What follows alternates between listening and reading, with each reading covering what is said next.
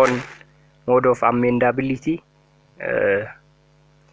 ያሉትን አየን then ቀጥለን unitary or federal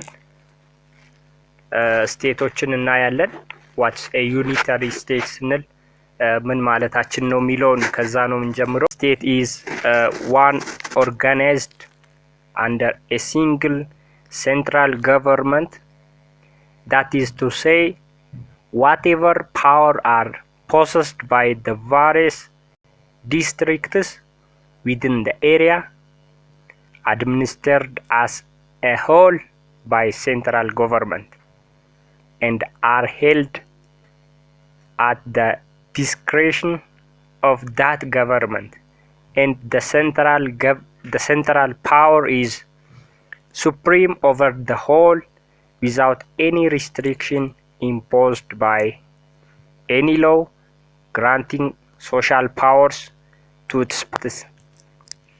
ስለዚህ ዩኒታሪ ስቴት የምንለው አንድ ሴንትራል ገቨርንመንት በስሩ ያሉትን የተለያዩ አድሚኒስትሬቲቭ ኤሪያዎችን በሱ ስር ኮንትሮል ሲያደርግ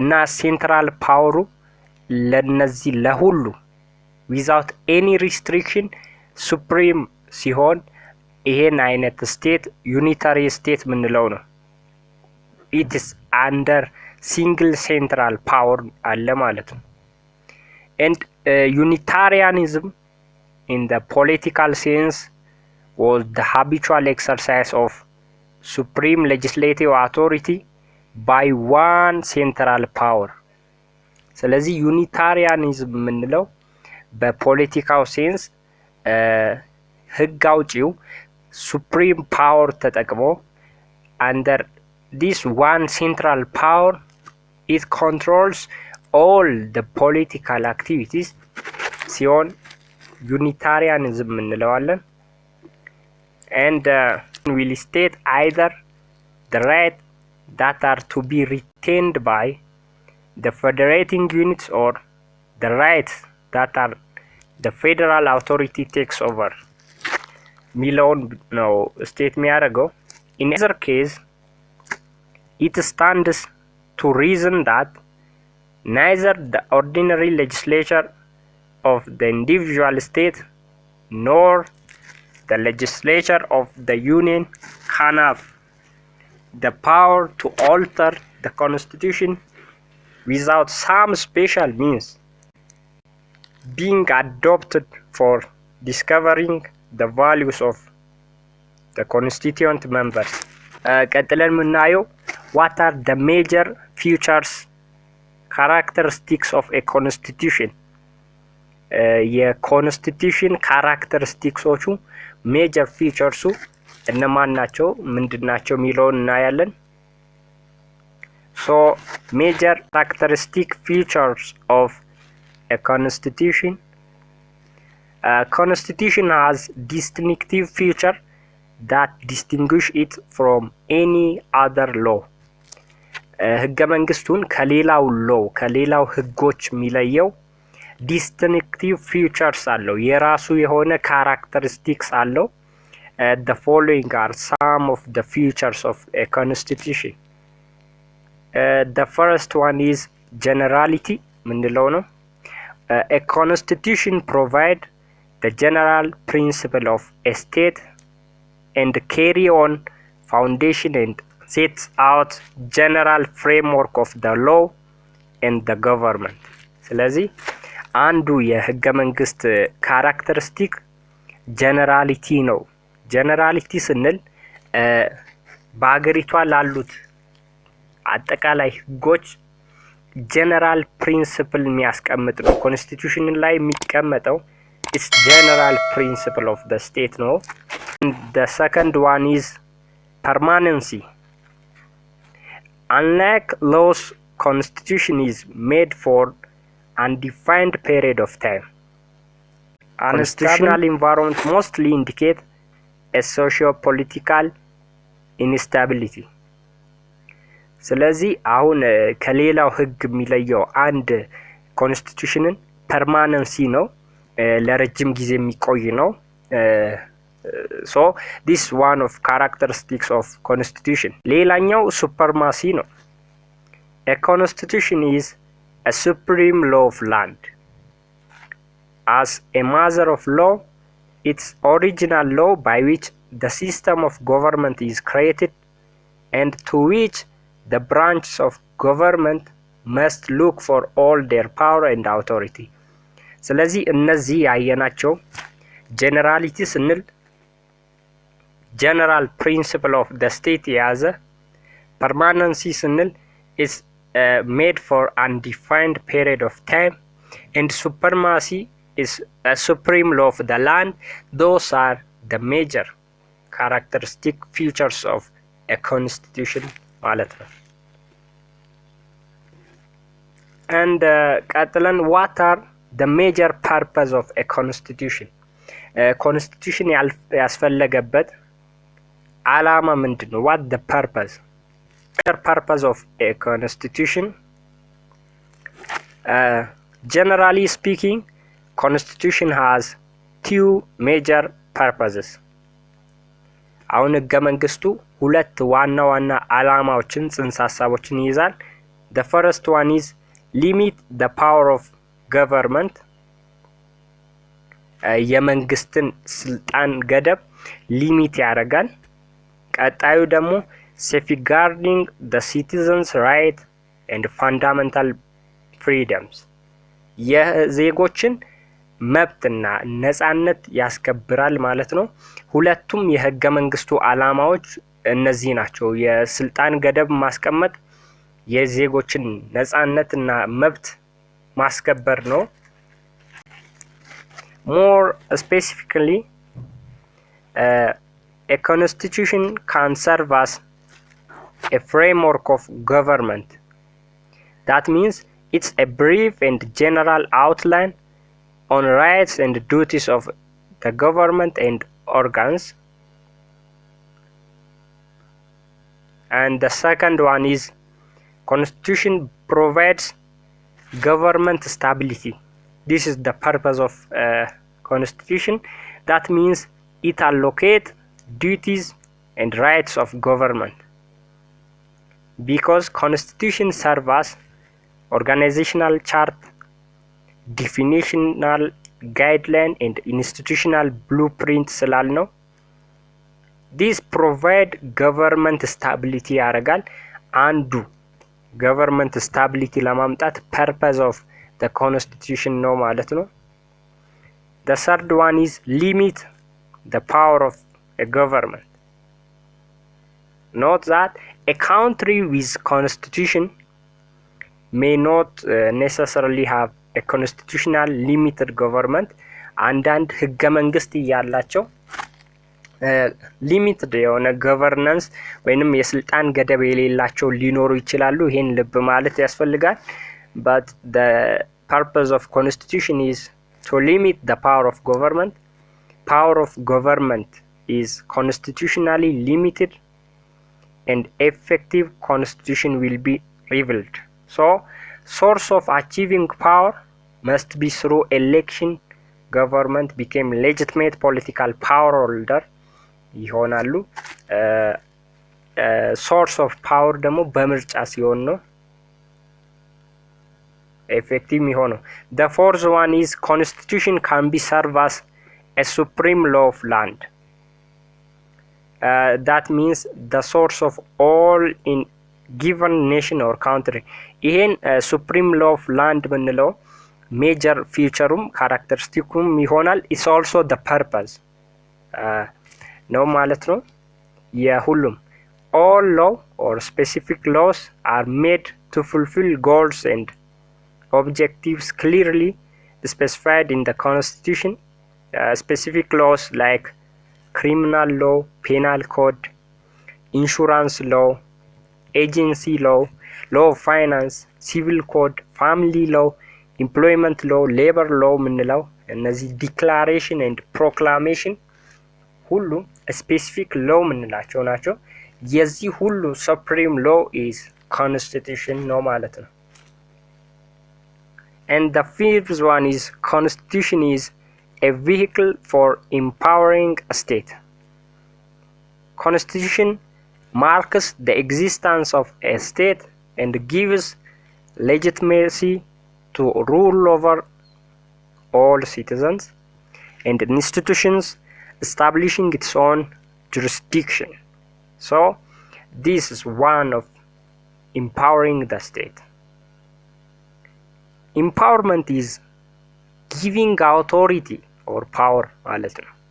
Empowerment ማለት giving authority ማለት ነው። It applies to national government, also to regional government or on sub-national unity. For example, both federal and regional government have shared almost equal power because the two have their own constitution.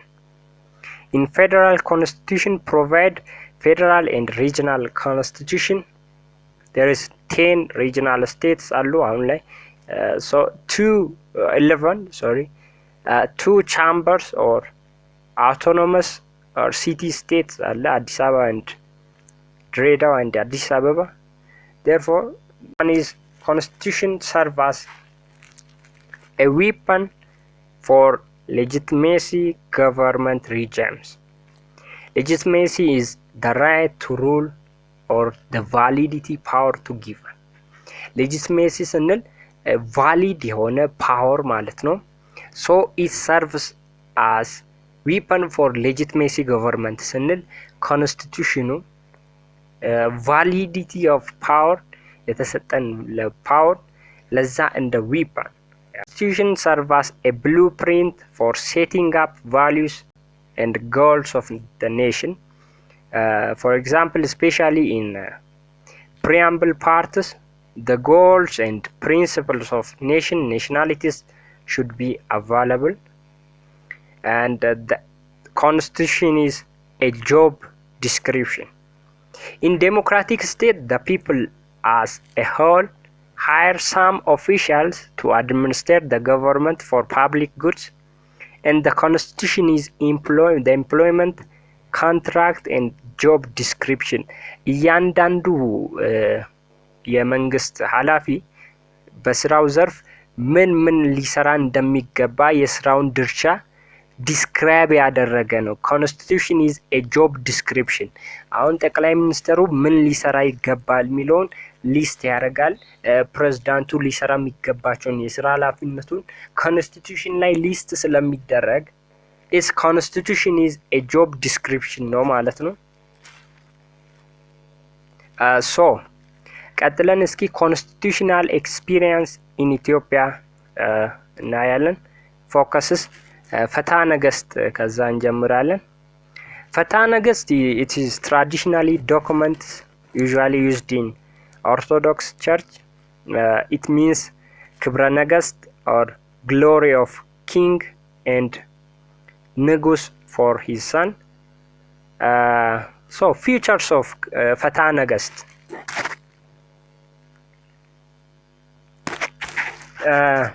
legitimated absolute monarchy አለ በፍትሐ ነገሥት አሁን እያየን ያለ ነው። constitutional experience in Ethiopia ነው። so the characteristics of ፍትሐ ነገሥት is limited absolute monarchy. People were subjects, not citizen. The source of political power was God ብለው ያስባሉ። የስልጣናችን ምንጭ ከጋድ ነው። and for example king or queen is elect of God ነው።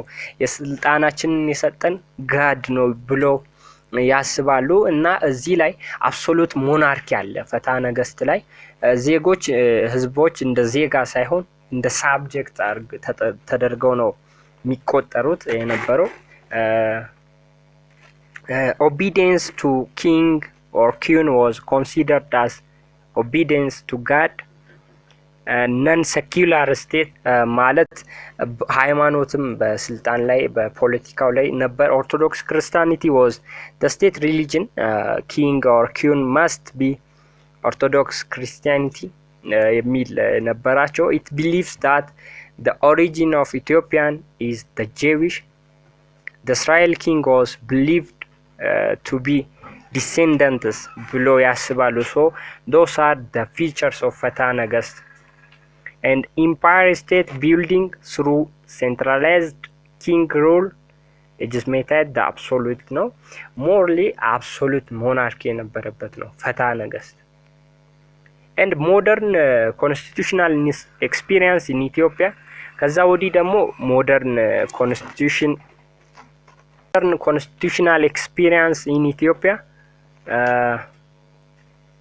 the 1931 written constitution of the Ethiopia it was the first written constitution in Ethiopia history which was introduced by Emperor Haile Selassie the First አሁን ሞደርን ሲገቡ 1931 ላይ ነው this first written constitution in Ethiopia the reason its adoption is give Ethiopia the image of modernization especially with European state Ethiopia modernized እንደሆነች አርጎ ለማሳል የተጠቀሙት ነው and Ethiopia joined League of Nations in 1926 ላይ ነበርና for this matter it give Ethiopia the image of modernization especially with European state Ethiopia accused of slavery so the second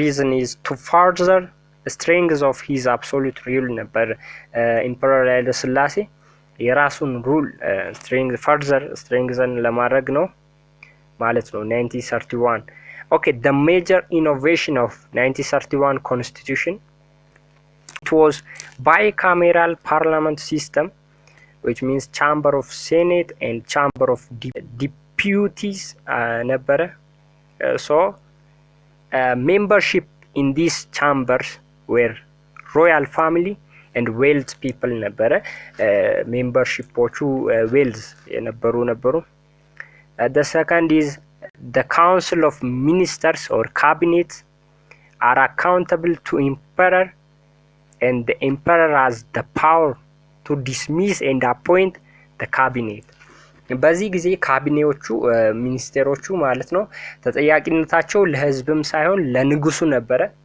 ንጉሱም ደግሞ እነሱን የመሾምም የማንሳትም ስልጣን ነበረው አብዛኛው እዚህ ላይ የሚሳተፉ ሮያል ፋሚሊዎች ሀብታም የሆኑ ብቻ ነበሩ and annually budgetary system the chamber of deputies discusses on the budget and allocates central government to regions or ላይ ግዛት የሚባል ነገር ነበረ emperor approves the budget so ጠቅላይ ግዛት የሚባለው as like regional government የነበረ ነው በዛኔ so this budget allocate የሚደረገው በዲፒቲስ ሆኖ emperor approves the budget approve የሚያደርገው emperor ነው judiciary system judges and national supreme court were appointed by emperor there was no independence of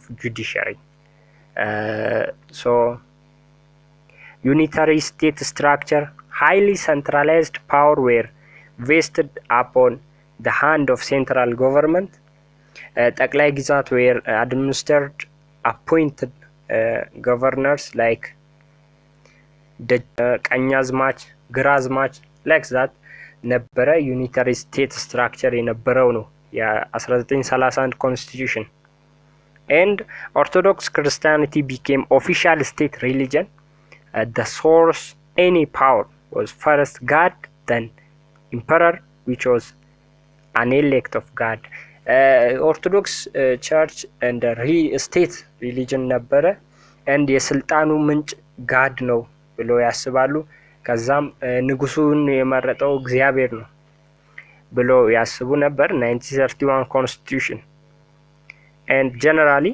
it was ineffective constitution that never guaranteed equality and freedom of the people religion ethnicity at large so ineffective ነው ምንም ፋይዳ የለውም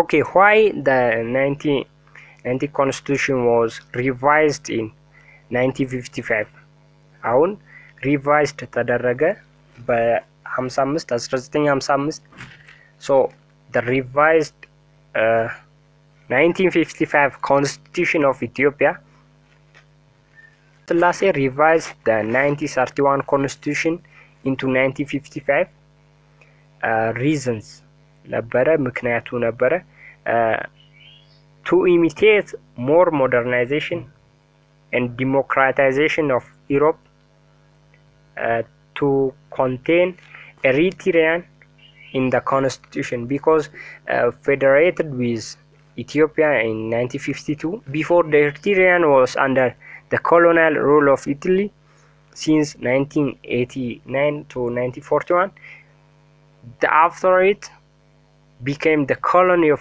Britain military administration during 1942 until 1955 ነበረ and to consolidate or strengthen further imperial power ነበረ እነዚህ ሪዝኖች ነበረ የመጀመሪያው ሞር ሞደርናይዝድ መሆኑን ለማሳየት ሁለተኛው ደግሞ to contain Eritrean in the constitution ኤርትራንም በህገ መንግስቱ ስር እንድትካተት it's contained because federated with Ethiopia in 1952 ስለነበር ማለት ነው before ከዛ በፊት ከ52 በፊት colony of Italy ነበረች then after it became colony of Britain ሆና ነበር እስከ 51 ስለዚህ ከዛ ወዲህ under the Ethiopian constitution contain ለማድረግ ነበር የ1955 constitution revised የተደረገው ሌላኛው የንጉሱን ስልጣን further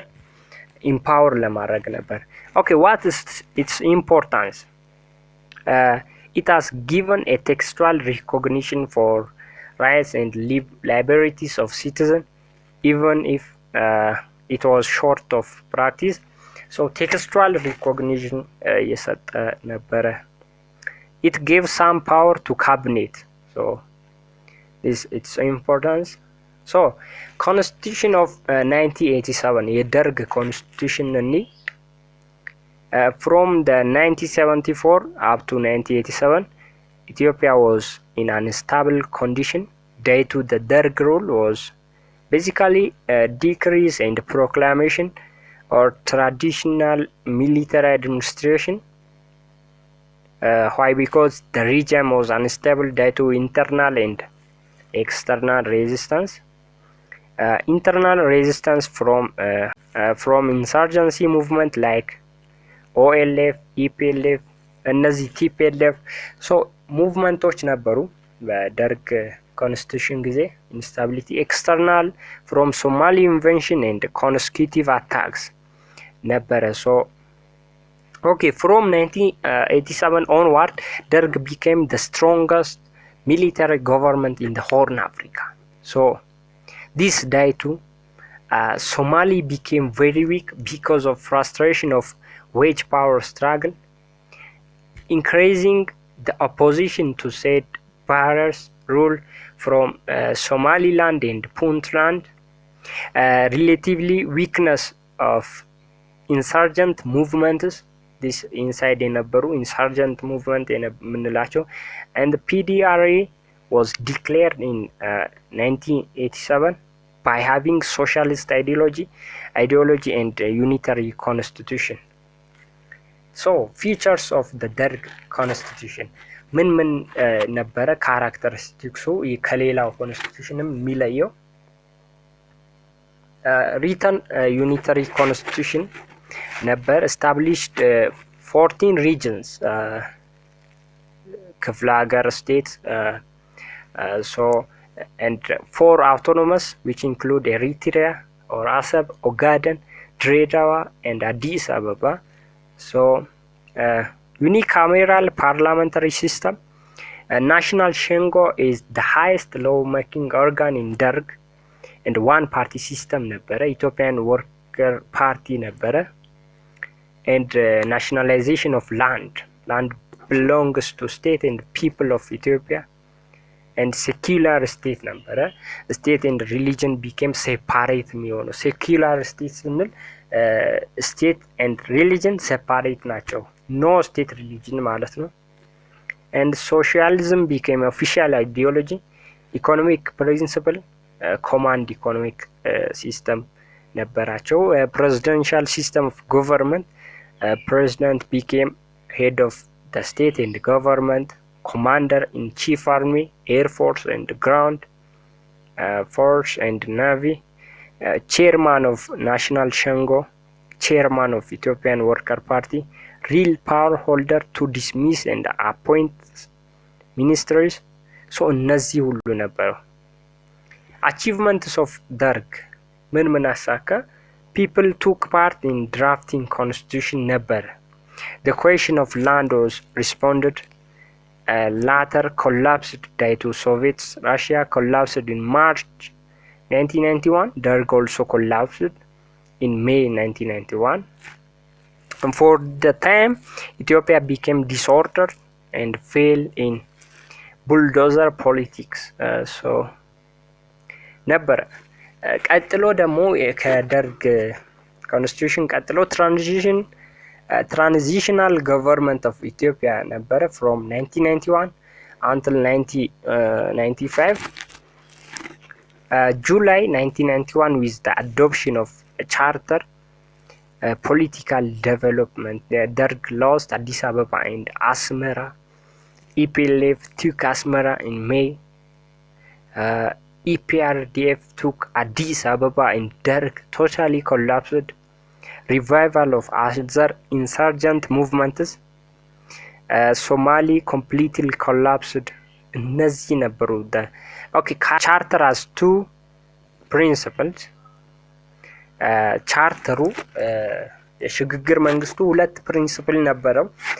self determination up to secession of nationalities and the people of Ethiopia, ራስን በራስ የማስተዳደር መብት እስከ መገንጠል የሚለውን ፕሪንሲፕል ይዟል ቻርተሩ። ፌዴሬሽን ኦፍ 14 ክፍለ ሀገር ኢንቱ 9 ሪጅናል ስቴት የሚል ነበረ። በዛኔ በደርግ ጊዜ የነበሩ 14 ክፍለ ሀገሮችን ወደ 9 ሪጅናል ስቴት ቀንሶ until August 1991 there was no public policy, no constitution country. ከዛ ቀጥሎ ነው ፌደራል ኮንስቲቱሽን የመጣው። ሶ አሁን ወሳኝ ፓርት the federal constitution ምና ይሆናል። basic principles, politically based on respect of individual and collective rights, self-determination up to secession and ethnic federalism, and economically free market economic system ይከተላል federal constitution. Socio-culturally mutual trust and respect